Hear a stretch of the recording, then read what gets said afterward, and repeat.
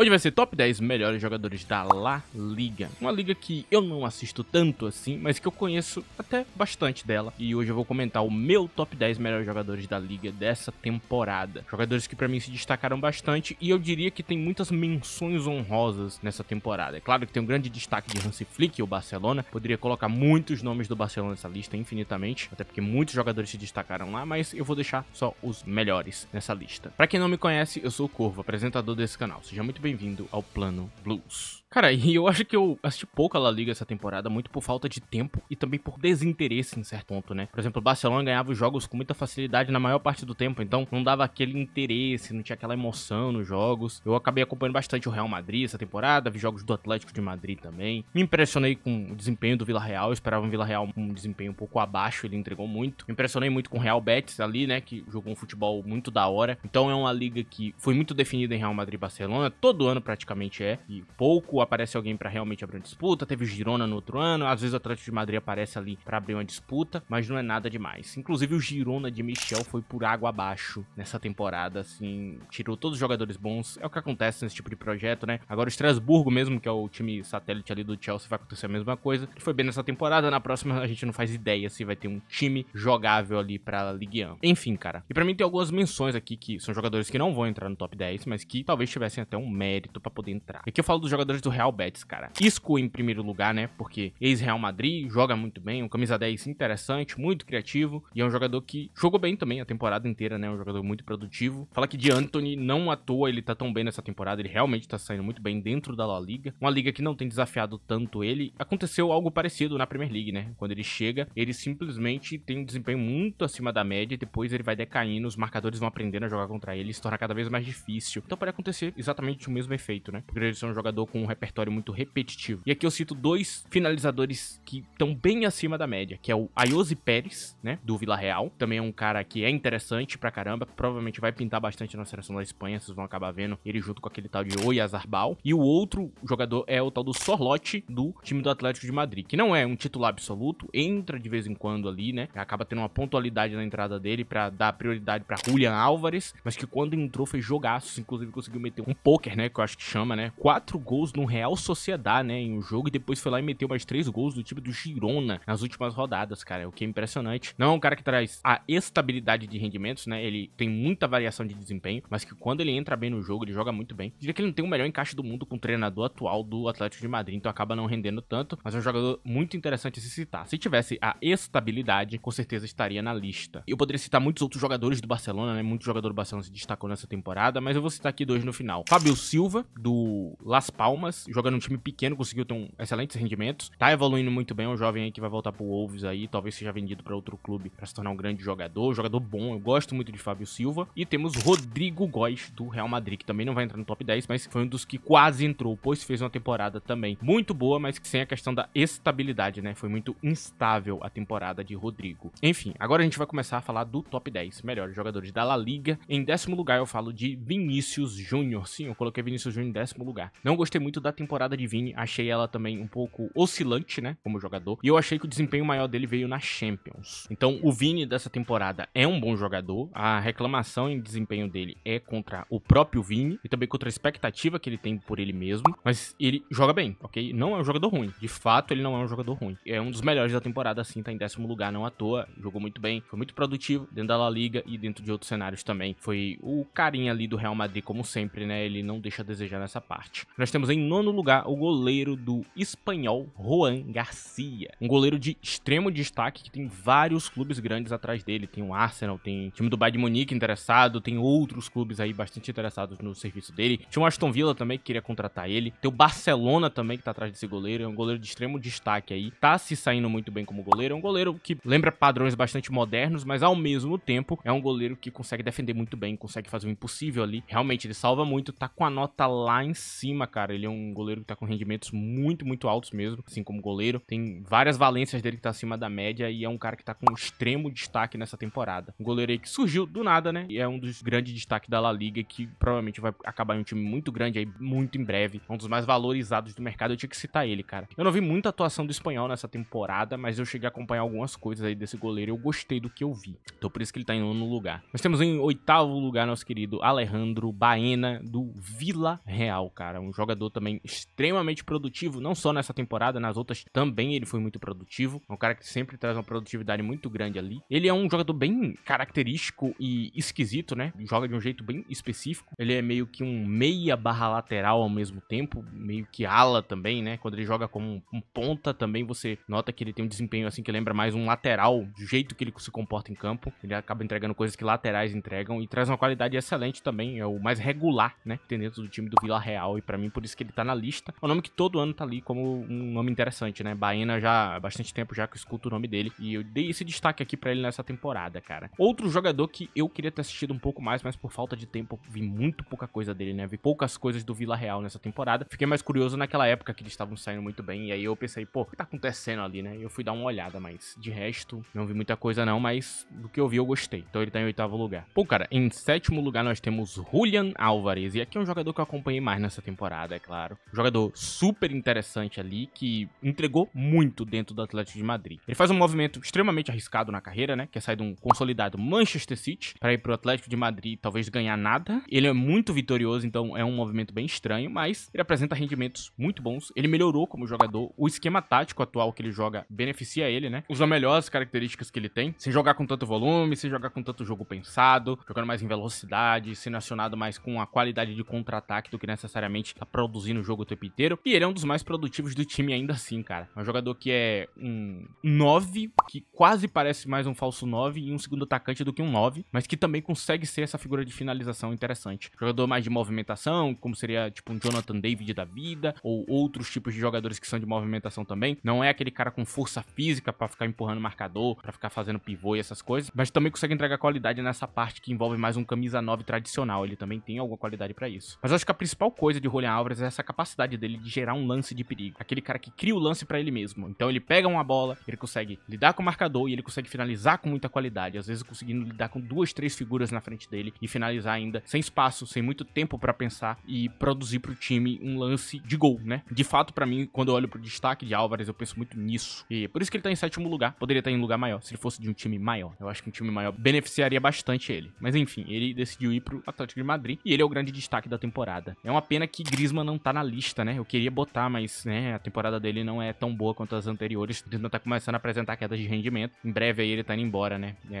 Essa época acabou. Quem aproveitou, aproveitou, né? Bom, cara, e antes de eu continuar esse vídeo aqui, continuar essa lista, eu vou pedir pra vocês que não esqueçam de deixar o like nesse vídeo, é muito importante. Outra opção que você tem de ajudar o canal, usa a opção de hype aí na aba de comentários, se você tiver no smartphone, dá um hype gratuito aí, e esse vídeo chega em mais pessoas. Eu agradeço se você fizer isso, essas opções ajudam muito o canal. Se você quiser ter um contato maior comigo, você pode me seguir no Twitter, @ddcorvo, tá aí na tela o Twitter, eu comento futebol diariamente por lá. É isso, rapaziada, agora vamos continuar o vídeo. Em sexto lugar eu falo de Jude Bellingham, um jogador que teve uma queda de rendimento bem grande. Talvez se eu fizesse essa lista no ano passado eu teria colocado ele em primeiro lugar, né? Provavelmente, porque a temporada passada dele foi bizarra e a queda de rendimento dele tem explicação. Apesar de ter torcedores do Barcelona fingindo que não tem uma explicação, tem, ok? Tem explicação, rapaziada. Vamos lá. O que tá acontecendo aqui? E aqui eu tenho que parar de novo pra falar sobre o torcedor do Barcelona, porque sempre uma pataquada vindo da torcida do Barcelona. A galera do Barcelona tá falando que Jude Bellingham tá fazendo a mesma função que ele fez ano passado. E não tá. Jude Bellingham não tá sendo priorizado como no ano passado, não fez a mesma função, fez uma função completamente diferente, uma função que acaba pedindo outras coisas dele como jogador. Ele é um jogador mais tático, ele é uma peça tática do esquema de Ancelotti nessa temporada. Por isso os rendimentos dele foi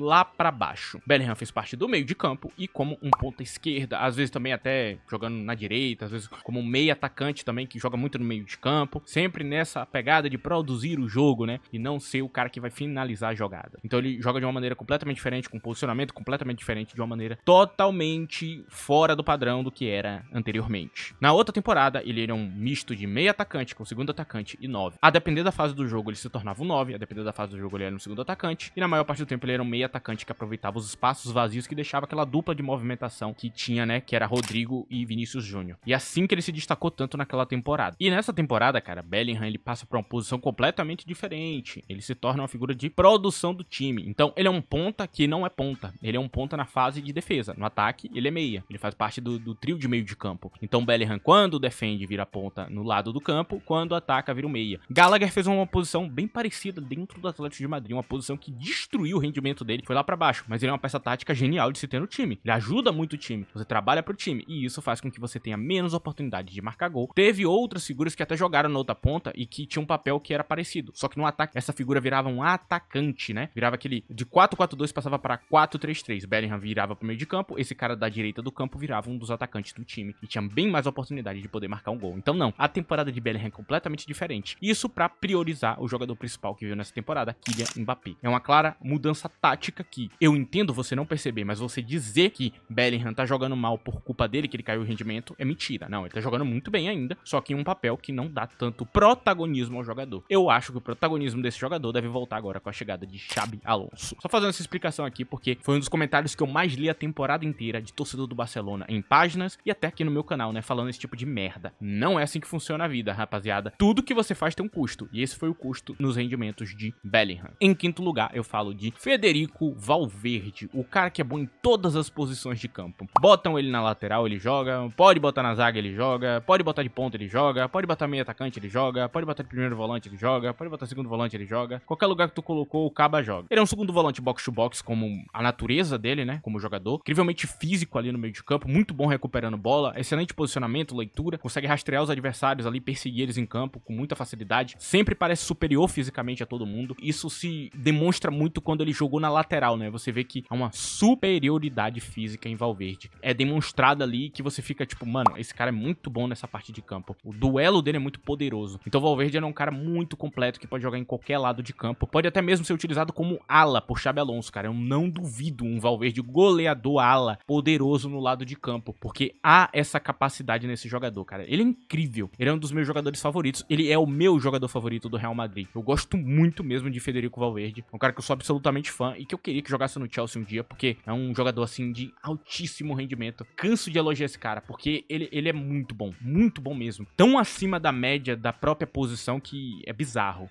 Tinha algumas figuras que se aproximavam dele que tiveram queda de rendimento e ele tá lá sozinho, isolado, como pra mim o melhor volante box-to-box. Há bastante temporada já, eu acho ele isso aí, tá ligado? O cara que domina a posição e essa temporada dele, apesar do Real Madrid tá mal, ele foi muito bem. Em quarto lugar, eu falo aqui de Kylian Mbappé, cara. Sim, nosso querido Kylian Mbappé. Eu acho que a temporada dele, por si só, fala muito sobre o que é ele como jogador, porque ele chegou, ele marcou muito gol e tava jogando mal, e depois ele começa a jogar mal, mas ele continua marcando muitos gols e trazendo uma regularidade absurda pra questão do gol. Então, é uma coisa que você tem de garantia ao contratar esse jogador. Você tem os gols garantidos. Por isso que ele era tão importante pro mercado do futebol. O time que pegasse ele ia pegar um artilheiro. Evidentemente, isso bagunçou todo o elenco, porque você tem toda uma estrutura pra fazer ali, e também você não tinha a genialidade de Toni Kroos, que poderia organizar essa bagunça. Mas ele não tava em campo, então eles perderam uma coisa muito importante e ganharam outra coisa que bagunçou o ataque. Então, acabou que o Real Madrid se desorganizou. Tenho pra mim que não vai ter nenhuma dificuldade do atual treinador do Real Madrid em utilizar Mbappé e os outros jogadores que estão hoje. Eu não acho que Xabi Alonso vai ter dificuldade pra usar o trio Rodrigo, Vini e Mbappé. Nenhuma mesmo. Eu acho que, inclusive, ele vai resolver os problemas ali, porque ele é literalmente o tipo de treinador que usa bem esse tipo de figura. Eu acho, inclusive, que ele vai transformar Mbappé em um jogador ainda melhor do que o que ele é. Eu acho que provavelmente na parte do posicionamento, que é uma coisa que eu já notei que esse treinador é muito bom em mexer no jogador, né? Provavelmente essa parte vai ficar ainda melhor de se utilizar. Porque eu vi todos os jogadores desse treinador melhorar nessa parte. Seja o cara que joga no meio de campo ou o cara que joga na zaga, todos eles com o passar do tempo treinando com ele, melhorou muito o posicionamento em campo, que faz a maioria desses jogadores gerar muitas oportunidades de gol, se achar muito mais fácil em campo. Então, Kylian Mbappé pra mim é um dos destaques da temporada, é o artilheiro da temporada, e gostando ou não, meu amigo, você vai ter que engolir ele é o cara. Não tem o que fazer, cara. Kylian Mbappé é uma máquina de gols. Na primeira temporada, com pouco tempo pra se adaptar, já se tornou um dos melhores da liga. Eu imaginava que era só questão de tempo, né? Eu continuei acreditando nele até o fim, mesmo na época que a galera tava descendo o pau nele, falando coisas horríveis sobre o jogador. Como sempre, né? A galera se aproveita de qualquer pequena fase de um jogador grande pra tentar desmerecer a carreira dele, mas você não vai tirar a Copa do Mundo dele e daqui a pouco você não vai tirar a Champions, que ele vai ganhar muito em breve, provavelmente, né? Vai ficar com ele, né? Não tem o que fazer. Em terceiro lugar, cara, nós temos o nosso querido Pedri, cara. Nosso Pedri aqui. E deve ter torcedor do Barcelona já se roendo aqui, falando: cadê o jogador do Barcelona? Calma, calma, maldito. Calma, cara. Pedri tá em terceiro lugar, pra mim o terceiro melhor jogador dessa temporada de La Liga. O cérebro do time do Barcelona, o cérebro do futebol espanhol, né? É um cara que é extremamente criativo, um cara que é extremamente inteligente, que ainda entrega uma excelente balança defensiva. Ele não é um volante defensivo no meu ponto de vista, ele é claramente um CM mais ofensivo, mas ele consegue quebrar um galho ali muito bem. E com um esquema tático que você não precisa de um cara tão forte fisicamente ali, ele consegue fazer um excelente papel. Também o treinador deu uma pequena mudada pra fazer com que a saída de bola acontecesse mais no seu segundo volante, que no caso é Pedri, né? Ele é o segundo volante do time. Pedri é o cara que mais toca na bola na maior parte do tempo e é o cara que decide pra onde a bola vai. E faz isso com maestria e perfeição. Não tenho o que falar, ele é um dos melhores da temporada. Essa é uma grandiosa temporada dele. Eu esperava ver um Pedri mais meia atacante, ou um Pedri mais parecido com Odegaard, né?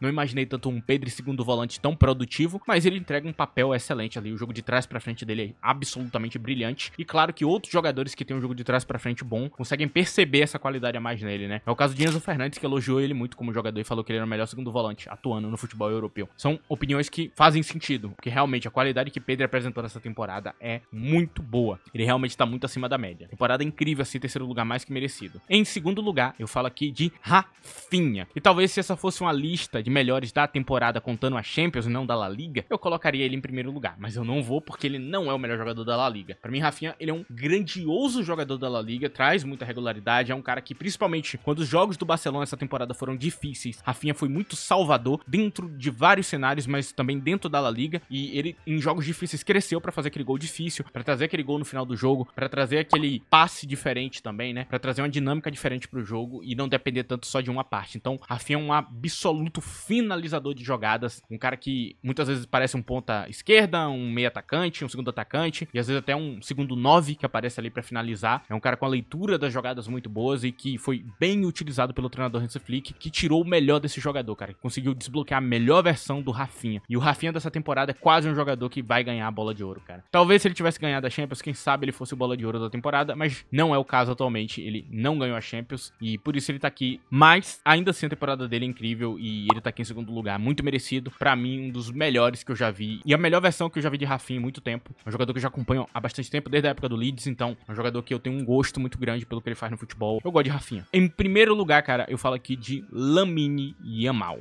Nosso querido Lamine Yamal, cara. Pra mim, o melhor jogador da La Liga, né? E eu deixei os jogadores do Barcelona empilhados na primeira posição exatamente porque eles são os melhores, né? Então por isso que eu acabei falando. Por isso eu falei do calma, né? Calma, rapaziada. Yamal, pra mim, ele foi o melhor jogador da La Liga. Assim, na Champions, pra mim é Rafinha. Não tem o que falar. Ele pode ter jogado muito bem nas finais ali e ter tido um desempenho, mas Rafinha entregou na Champions toda. Lamine Yamal na La Liga, cara. Desde o começo ele foi um cara que solucionou muitos jogos. Ele foi um cara extremamente criativo. Ele foi um cara que fez um improvável ali como jogador e que produz muito ali. É um cara com muita capacidade de gerar jogo, de driblar, de ganhar de marcador. Parece fazer fácil driblar, né? É tanta habilidade, tanta técnica em um jogador só que acaba brilhando muito. Só que ainda assim ele não é aquele cara que é um velocista só, né? Ele é um camisa 10. Então ele consegue entregar na velocidade, no drible, na força e também no passe. O passe dele tem muita qualidade. Ele é uma das melhores figuras em questão de passe, né? Se Rafinha talvez não tenha esse passe decisivo, Lamine Yamal tem. Um passe que chega muito próximo ao de Pedri. Ele é um cara que consegue armar o jogo de maneira brilhante também. Então Lamine Yamal, ele tá em primeiro lugar exatamente pela regularidade absurda que ele acaba entregando dentro da La Liga. E pra mim é um primeiro lugar extremamente merecido, o melhor jogador da La Liga nessa temporada, no meu ponto de vista. Volto a repetir, eu não assisti tanto a La Liga quanto as outras ligas que eu vou citar aqui nos outros vídeos. Acabei assistindo um pouco menos, né? A liga que eu assisti foi a Premier League, a segunda foi a Bundesliga, a terceira foi a Série A italiana e a quarta foi a Ligue 1 e depois foi a La Liga. Foi nessa casa aí do que eu vi nessa temporada, então eu acabo pegando um pouco menos. Talvez tenha uma galera que tem uma opinião, inclusive, diferente da minha, até porque eu não assisti tanto. Deixo isso bem claro aqui pra vocês. Não é a liga que mais me brilha os olhos de assistir, porque eu acho até meio chato quando eu vejo um time grande, que nem o Barcelona, enfrentando um time pequeno da La Liga que só vai ficar se defendendo durante 90 minutos e sofrendo pra tentar empatar o jogo. Eu acho bem nada a ver, mas enfim, acontece, cara. É ônus e bônus. Isso também não quer dizer que a liga é ruim, ok? A liga, ela talvez não seja tão boa de assistir, mas a liga tem um altíssimo rendimento. Os times espanhóis têm muita qualidade. Não à toa, tantos vão pras finais e tantos ganham aí tantas finais. Não é algo sem querer. A liga é muito boa. Basicamente, o vídeo de hoje é esse, cara. Eu poderia falar outras coisas, eu poderia falar mais coisas aqui sobre outros jogadores. Eu agradeço a presença de todos, eu agradeço a todo mundo que ajudou esse vídeo de qualquer maneira, com like, com compartilhamento, qualquer coisa. Muito obrigado mesmo. E quem assistiu o vídeo completo, agradeço você também, cara, que veio o vídeo inteiro, que ajuda muito o canal. Muito obrigado. É isso, rapaziada. Obrigado pela presença. Tchau.